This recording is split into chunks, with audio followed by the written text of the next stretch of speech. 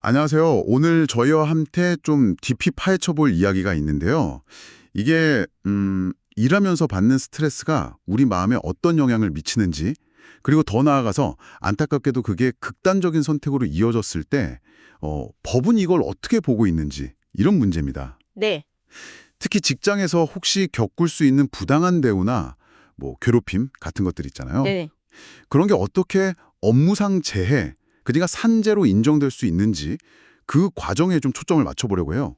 네, 오늘 저희가 같이 볼 자료가 크게 두 가지입니다.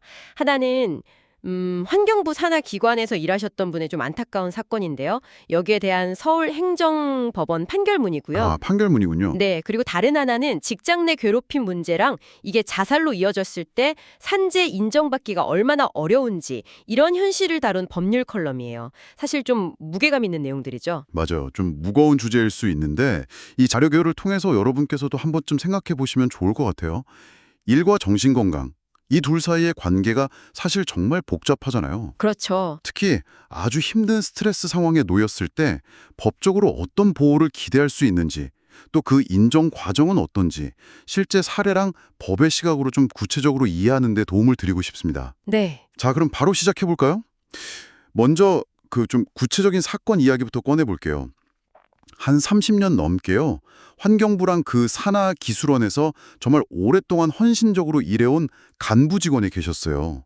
저희가 편의상 이분을 A씨라고 부를게요. 네. 이 A씨가 기관의 상임이사 자리에 지원을 했는데 여기서부터 좀 예상치 못한 상황들이 벌어집니다. 처음에는 근로복지공단에서 이건 업무상 재해가 아니다 라고 판단을 했어요. 그런데 법원은 다르게 봤다는 거죠. 이 사건 좀 들여다볼 지점이 많아요. 네, 맞아요. 이 A씨라는 분이 그 기술원에서 정말 오랫동안 근무하시면서 동료들한테 신망도 두터웠던 분이라고 하더라고요. 2018년에 이제 상임이사 자리가 비었어요. 조직 내에서 꽤 높은 지위죠. 거기에 지원을 하신 거예요. 네. 그런데 당시 환경부 장관이 좀 특정 외부 인물, 이 사람을 B씨라고 해볼게요. 이 B씨를 뭐랄까 사실상 내정해 뒀다는 그런 정황이 좀 있었어요. 내정설이 있었군요. 네. 심지어 그 임원추천위원회 심사 과정에도 뭔가 좀 영향력을 행사하려고 했다. 이런 의혹까지 나왔고요. 여기서부터 뭔가 좀 꼬이기 시작한 거죠. 그런데 그 장관이 밀었다는 B씨가 청와대 인사검증에서 탈락했다면서요. 그러면서 상황이 더 복잡해진 거네요. 그렇죠. 그러니까 조직 내부에서는 그럼 그냥 A씨를 임명하자 이런 의견도 나왔다고 해요. 오랫동안 기여한 분이니까. 그게 자연스러운데요? 근데 결국은 그 자리를 그냥 비워두고 외부 전문가를 다시 찾아보겠다 이렇게 결정이 나버린 거예요. 판결문을 보면 A씨가 이 과정에서 정말 엄청난 좌괴감과 실망감을 느꼈다고 기록되어 있어요. 30년 넘게 일했는데 말이죠. 네. 내가 이렇게 헌신했는데 결국 이런 취급인가? 뭐 이런 생각이 들었겠죠. 그렇죠. 그런데다가 더 힘든 상황이 있었다고요? 네, 그게 뭐냐면 A씨가 이전에 맡았던 보직이 있었는데 거기로 다시 돌아갈 수도 있다. 이런 이야기까지 나온 거예요. A씨 본인은 이걸 그냥 명백한 다천성 인사다 이렇게 받아들이고 굉장히 강하게 거부했다고 해요. 당연히 그렇겠죠. 그때 인사팀장한테 보낸 문자 메시지가 판결문에 인용되어 있는데 그 표현이 정말 좀 마음이 아파요. 살을 파고드는 혹한 sak풍의 어두운 광야에서 빨가 벌거벗겨진 채 홀로 선 기분. 야, 빨가 벌거벗겨진 채 홀로 선 기분.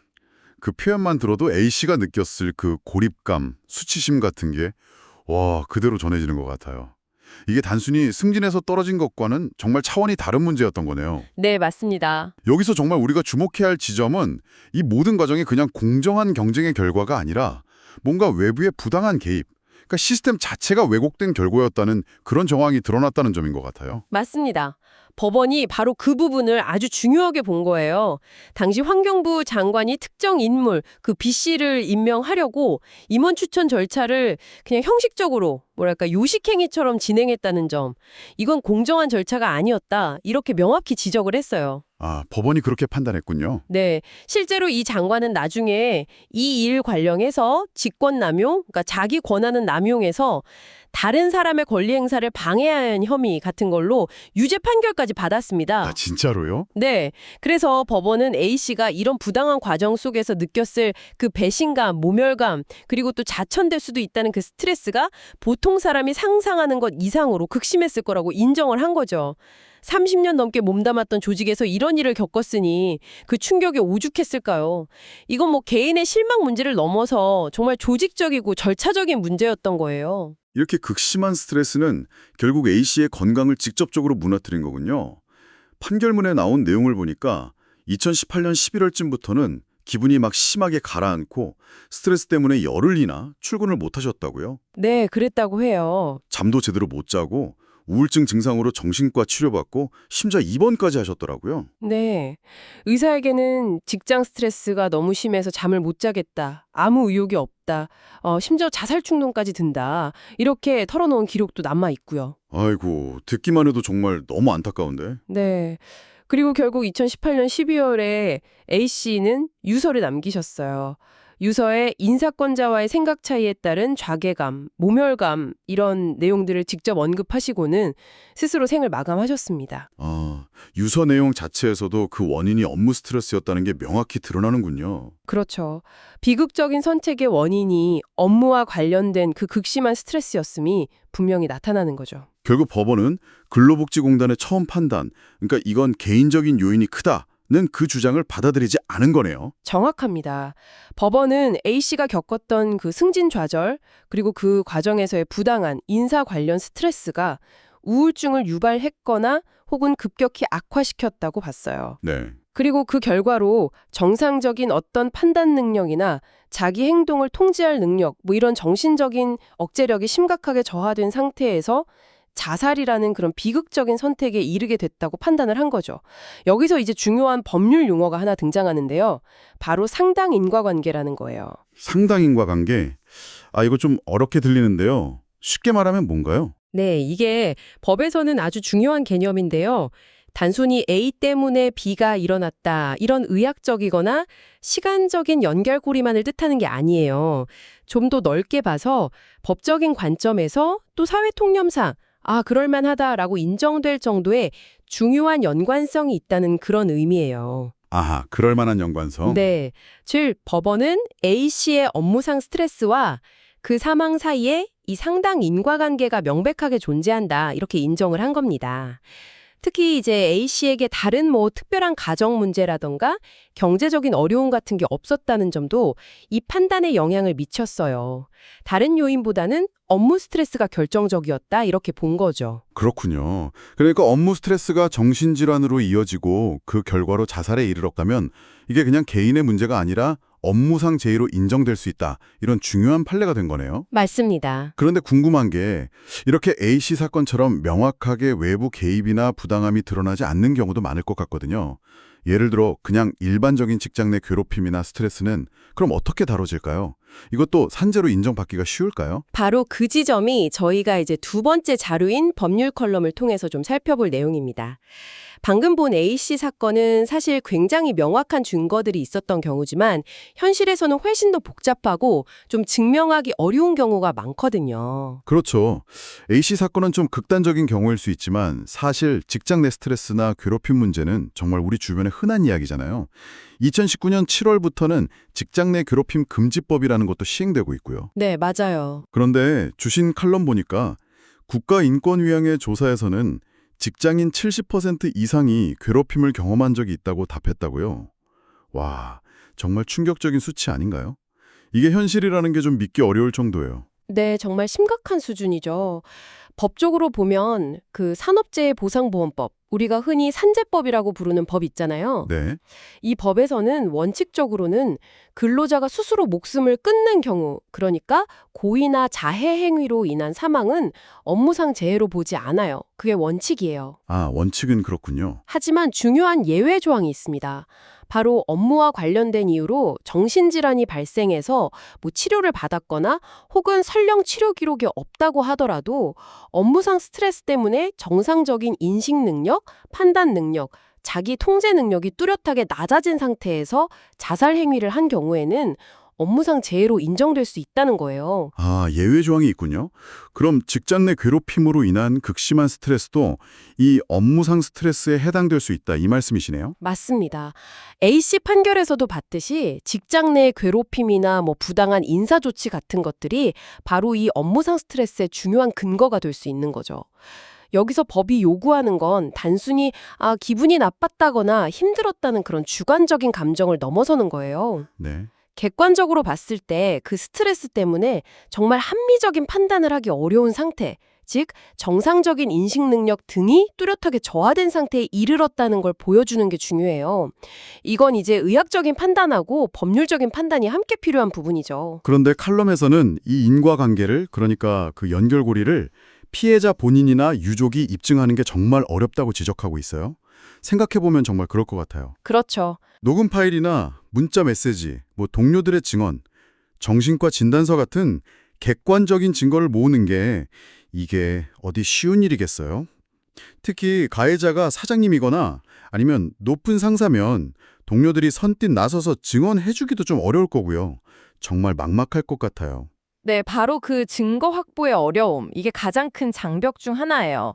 그래서 고용노동부에 직장 내 괴롭힘으로 신고를 해서 공식적으로 괴롭힘이 있었다는 사실을 인정받는 것이 좀 중요한 절차가 될 수는 있어요. 네. 하지만 이 칼럼에서도 지적하듯이 고용노동부의 결정 자체만으로는 어떤 법적인 강제력이 있는 건 아니라는 한계가 있어요. 네. 즉, 고용노동부에서 괴롭힘 인정 결정을 받았다고 해서 이게 자동으로 산재 인정으로 바로 이어지는 건 아니라는 거죠. 아, 그럼 고용노동부 결정은 별 의미가 없는 건가요? 그냥 참고만 하는 건가요? 그렇지는 않아요. 여기서 아까 말씀드렸던 상당인과관계 개념이 다시 중요해지는데요. 네네. 법원에서 산재 여부를 판단할 때 보는 이 상당인과관계라는 게 단순히 의학적인 원인 결과만 따지는 게 아니라 네. 법적이고 규범적인 판단, 그러니까 사회적으로 봤을 때 그럴 만한 연관성이 있느냐 이걸 종합적으로 본다고 했잖아요. 네네. 고용노동부 같은 공적인 기관에서 직장 내 괴롭힘이 있었다고 인정을 해준다면 비록 그 자체에 법적 강제력은 없다고 하더라도 나중에 법원에서 업무와의 관련성을 판단할 때 아주 중요한 참고 자료가 될 수 있어요. 왜냐하면 공신력이 있는 기관의 판단이니까요. 아, 법원 판단에 영향을 줄 수 있는 중요한 근거 자료가 될 수 있다는 거군요. 네, 이해했어요. 네, 그래서 이 칼럼 필자는 현재 시스템의 한계를 좀 지적하면서 개선 방안을 제안하고 있는데요. 지금은 주로 고용노동부의 근로감독관이 조사를 하고 판단을 하는데 특히 가해자가 사업주 본인일 경우에는 조사가 좀 미흡해질 수 있다, 이런 우려가 있다는 거죠. 하긴 그럴 수도 있겠네요. 그래서 예를 들어서 부당해고를 당했을 때 노동위원회에 구제 신청을 하는 것처럼 직장 내 괴롭힘 문제도 노동위원회 같은 좀 더 독립적이고 준사법적인 성격을 가진 기관이 개입해서 조사하고 판단하는 절차를 만들 필요가 있다, 이렇게 주장을 해요. 노동위원회요? 그건 어떤 기관인가요? 좀 생소한데. 노동위원회는 근로자랑 사용자 사이의 어떤 노동 분쟁을 조정하고 판정하는 역할을 하는 합의제 행정기관이에요. 노사관계 전문가들로 구성되어 있고 자체적인 조사 권한도 가지고 있어서 좀 더 깊이 있는 조사가 가능할 수 있죠. 아하. 이렇게 되면 피해자가 혼자서 모든 증거를 다 찾아야 하는 그런 부담을 좀 덜어주고 또 판단 과정의 공정성이나 신뢰도도 높일 수 있지 않겠냐, 이런 제안인 거죠. 그렇군요. 피해자 입증 부담을 덜어주고 좀 더 공정한 판단을 위한 제도 개선이 필요하다, 이런 이야기네요. 자, 오늘 이렇게 판결문하고 칼럼을 통해서 좀 깊이 들여다봤는데 이 내용들을 종합해보면 우리에게 어떤 의미가 있을까요? 일단 직장에서 겪는 정말 극심한 스트레스, 특히 부당한 대우나 괴롭힘 같은 것들이 단순히 그냥 개인적인 차원의 힘듦을 넘어서서 한 사람의 정신건강을 심각하게 파괴할 수 있고 심지어는 삶을 송두리째 흔들 수도 있다는 걸 구체적인 사례를 통해서 다시 한번 확인한 것 같아요. 네. 그리고 가장 중요한 점은 이런 비극적인 결과가 그냥 개인의 나약한 문제로만 치부될 게 아니라 법적으로 업무상 재해로 인정될 수 있는 길도 있다는 사실이죠. 그 법적인 인정을 받기까지의 과정, 특히 업무와의 그 상당 인과관계를 증명하는 과정이 피해자나 그 가족들에게는 여전히 너무나 힘겹고 높은 벽이라는 현실도 분명히 알 수 있었어요. 그렇죠. 이 이야기들이 단순히 어떤 특정 사건에 대한 분석을 넘어서서 지금 이 방송을 듣고 계신 여러분께도 중요한 이유는 이게 결코 남의 일이 아니기 때문이에요. 정도의 차이는 있겠지만 우리 사회의 많은 직장인들이 크고 작은 형태로 경험할 수 있는 문제잖아요. 네, 맞아요. 우리의 일터 문화와 개인의 정신 건강이 얼마나 긴밀하게 연결되어 있는지를 아주 극명하게 보여주는 사례들이라고 생각해요. 법적인 구제 절차가 있다는 걸 아는 것도 물론 중요하지만 그 길이 얼마나 험난한지도 함께 이해할 필요가 있는 거죠. 더 나아가서 생각해보면 이런 비극은 단순히 한 개인의 불행이나 한 조직의 문제로만 볼 게 아니라 우리 사회 전체의 어떤 조직 문화, 더 나아가서는 사회 시스템의 책임 문제까지 연결해서 고민해 봐야 할 것 같아요. 건강하지 못한 조직 문화가 개인에게 얼마나 파괴적인 영향을 미칠 수 있는지, 그리고 그 책임은 어디까지 물어야 하는지에 대한 좀 깊은 성찰이 필요한 시점인 거죠. 맞습니다.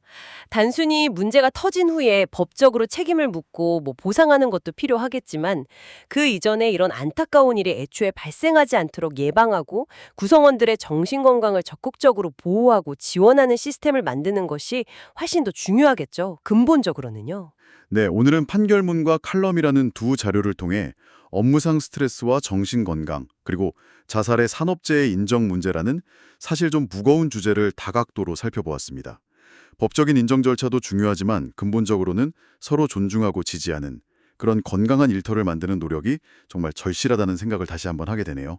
매일매일 일하는 그 환경 자체를 좀 더 건강하고 안전하게 만들기 위해서 우리 각자의 자리에서 그리고 우리 사회 전체는 어떤 노력을 더 기울여야 할까요? 문제가 생긴 뒤에 수습하는 것을 넘어서 구성원들의 마음 건강을 미리 좀 살피고 적극적으로 지원할 수 있는 실질적인 방법들은 무엇이 있을지 한 번쯤 진지하게 고민해보는 계기가 되었으면 좋겠습니다. 네. 예를 들면 정말 공정한 평가나 보상 시스템을 만드는 것, 아니면 직장 내 괴롭힘 예방 교육을 그냥 형식적으로 하는 게 아니라 정말 실질적으로 운영하는 것, 또 심리상담 지원 같은 걸 누구나 좀 부담 없이 이용할 수 있도록 문턱을 낮추는 것, 이런 구체적인 방안들이 떠오르네요. 여러분은 어떻게 생각하시나요?